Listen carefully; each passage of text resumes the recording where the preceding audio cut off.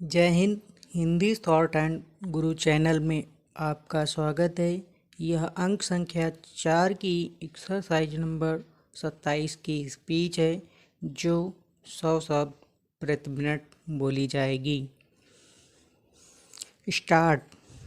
महोदय, प्रशासनिक हिंदी का आशय है राजकाज की हिंदी, सरकारी हिंदी, कार्यालयीन हिंदी।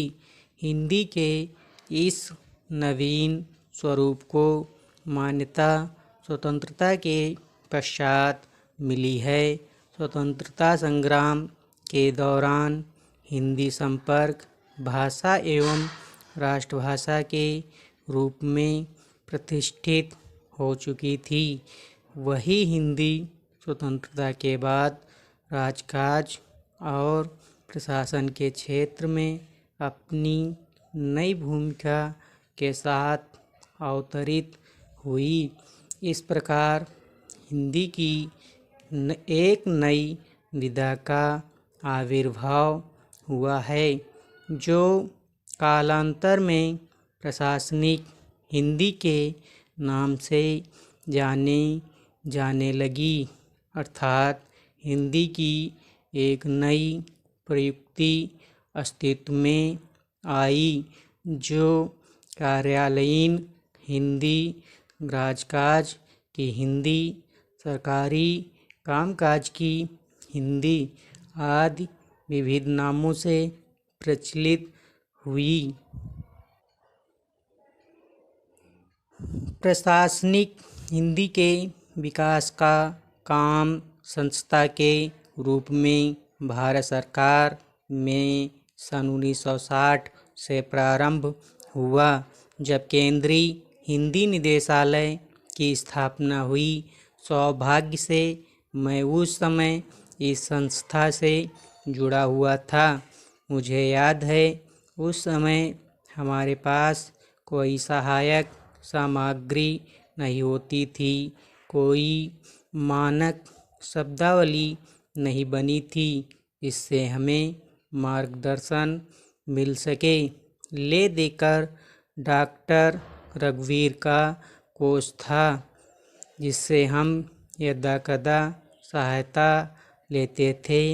हमें प्रशासन से संबंधित अनुवाद कार्य करने के लिए स्वतः ही कुछ नियमों का निर्माण करना पड़ा था।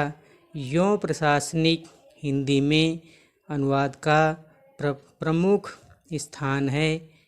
अंग्रेजी शासन में जो सरकारी कामकाज हो रहा था उसका रूपांतरण हिंदी में जाना आवश्यक था। प्रारंभिक स्थिति में अनुवाद कार्य में लगे हुए व्यक्तियों के सामने एक ही आदर्श होता था कि अंग्रेजी के पाठ को सरल शब्दों में और छोटे छोटे वाक्यों में रूपांतरित किया जाए ताकि वह आम आदमी की समझ में आ जाए।